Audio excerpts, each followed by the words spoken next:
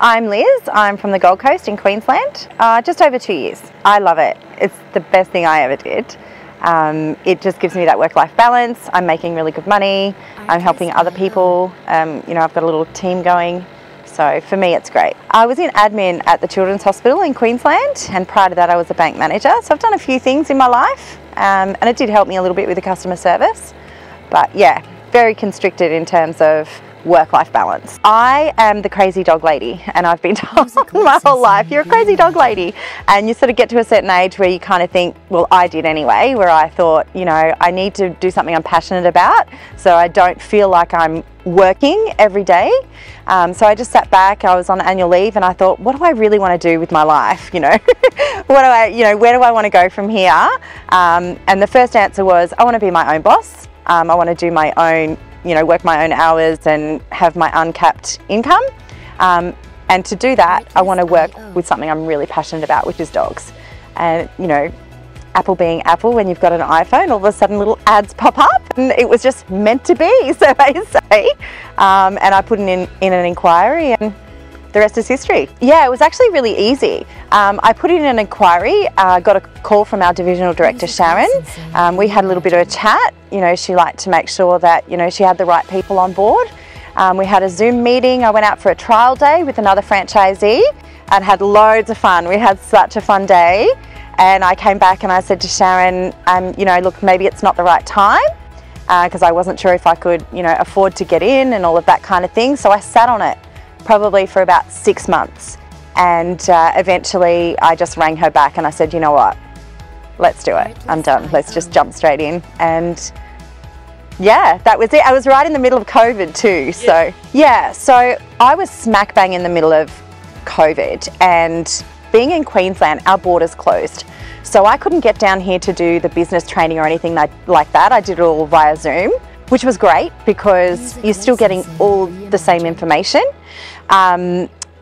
The one thing that I found the most beneficial through COVID was, Queensland, as the whole country knows, were pretty tough with their COVID restrictions, and we were allowed to work outside as a single person. And being a mobile dog wash, I was a single person working outside.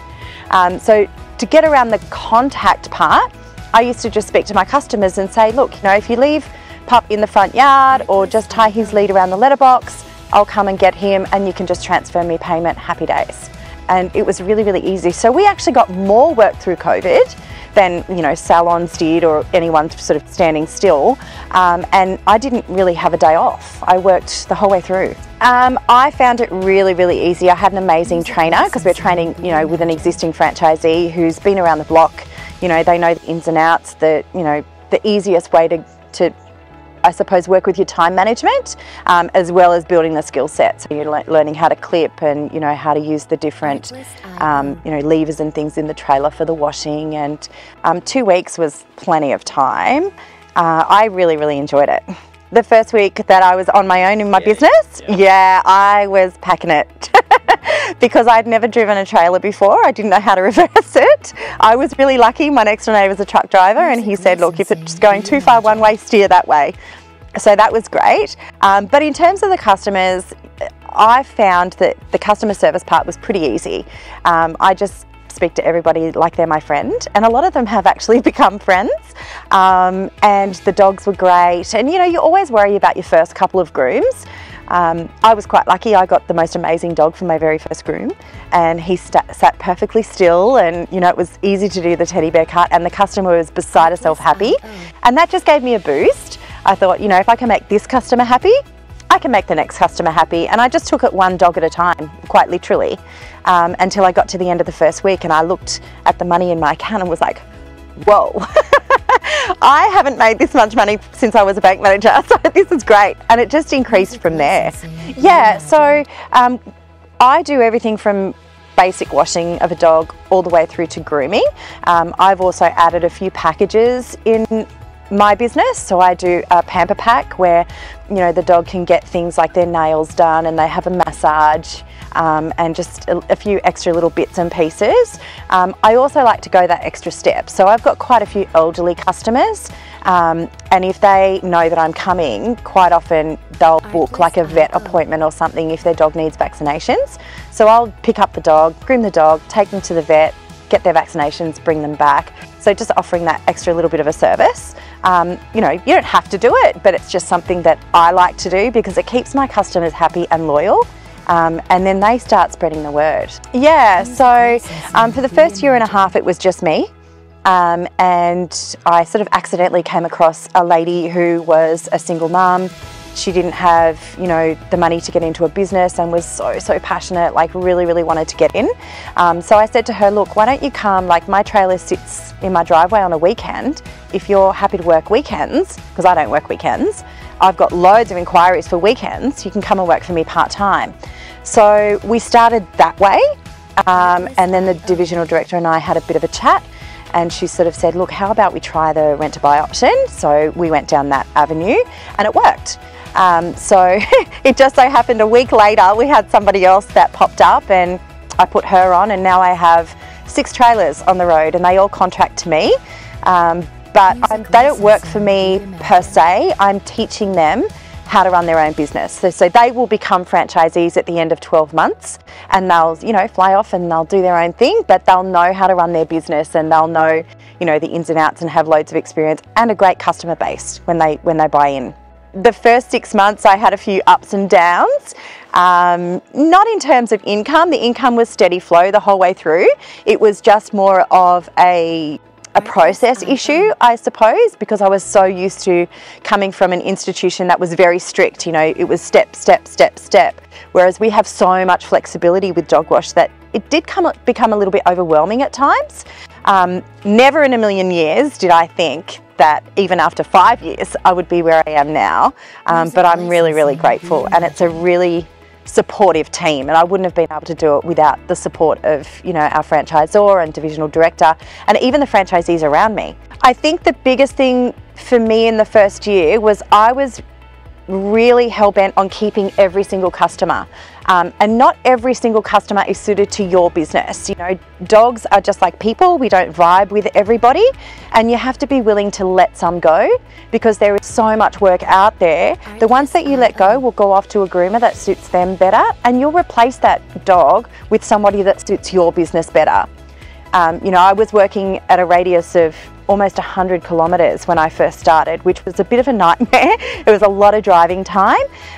So I just had to tell myself, persevere, eventually you'll bring it down and it'll just be close to home, and that's exactly what happened. So we do everything a salon does, we just do it in a driveway or out the front of someone's house. We have a little mobile salon that we take around behind us, and it's really suited to a lot of families that, you know, I've got a lot of customers that work, so, you know, they're not even home when I do their dog. They get home and puppy's happy and beautiful and smelling fresh and everything's great, whereas a salon, you have to drop your dog off and you've got to go back and pick them up.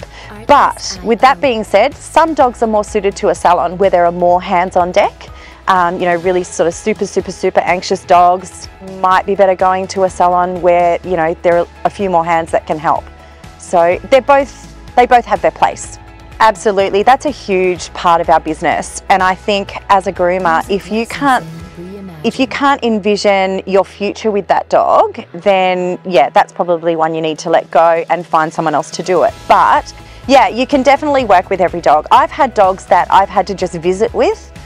You know, on my way to another job, I'll just pop in, have a cup of tea with the owner and just chat and play with the dog and get him to trust me. And by the second or third visit, they're usually following me into the trailer. The other thing I offer is dog walking. So if I've got a dog like that can't be groomed, I will say to the owner, you know what, do you walk your dog? Oh, I don't have time, or, you know, I'm at work. How about I'll come half an hour early, I'll take your dog for a great little walk. He'll be really happy that I was the one that took him out, and he'll follow me into the trailer. And 9 times out of 10 it works. And just getting the customer, the owner of the dog, to understand that with some dogs it is a step-by-step process. You may not get a full groom completed at the first visit, but if you work with the owner and you really communicate with them, you know, that look, your dog is super anxious, and I don't want to terrify him and traumatize him. I'm all about the well-being of the dog, but I'm happy to work with him. So how about every 3 or 4 weeks, I'll come out and we'll just start with washing and blow drying, and we'll do little trims until we can build up to that big groom. Yeah, well, obviously, again, it just depends on the dog. But I think the biggest issue we have are the long-haired dogs, you know, the double-coated breeds and, you know, your oodle breeds, where owners are buying, especially through COVID. So many people bought cavoodles. We call cavoodles the COVID dogs. But just educating the customer, you know, when you get to a house and the dog's really, really matted, I don't assume that the customer is just neglectful. In my head, I think, you know what, this customer doesn't know. They don't know what they don't know. So it's my job, I educate them. I carry extra combs and brushes that I can sell to the customer. I bring them out to the trailer and I give them just like a 5 or 10 minute demo on how to comb your dog thoroughly from the skin out without hurting your dog, and how to teach your dog to be brushed every day. I'm going to take everything back today as far as we can, because he's really, really matted. You're not going to be able to get this out without hurting him. And then every 4 weeks I'm going to come and visit. We're going to bath and blow dry, we're going to brush him out, and when we get to the length that you like, we'll keep grooming and we'll keep it at that length. But as long as you can help me and you can brush the dog in between. It's really good when the customer has kids, because you say to the kids, you know, once a week it's going to be your job to brush the dog, and then the whole family feels like they're part of the process and they all become like friends. Oh, my babies. I have 2 American Staffy Ridgeback crosses. My big boy Styles, he's 14, he's about 40 kilos. And my little girl, Shani, she's nearly 2. She's already about 30 kilos, and they're both rescues. So I actually do a lot of work with a couple of the rescues around the place and help them out. And yeah, I love them. They're my babies. I will help with transport. So, you know, if they need to transport a dog or medication or something from one location to the other on southeast Queensland, I'll help them with that. I help them with fundraising. You know, sometimes I'll have a day that I say to all my customers, you know, let's chock my day up, make it really full, because everything I earn today is going to go to, you know, Queensland Staffy and Amstaff Rescue or RSPCA. I love all dogs, but, you know, obviously Staffies are my babies. I'm kind of known to be the big dog girl. There's not a lot of girls that do a lot of big dogs, but big dogs tend to gravitate towards women. So I love my bull breeds, but I love grooming schnauzers. Schnauzers are lots of fun. They've got really great little personalities. I say they're like little old men. And yeah, they're just fun to groom. All they need to do is call the call centre, 131 546, and they'll be put in touch with their local franchisee, and we can have a chat over the phone and start from there.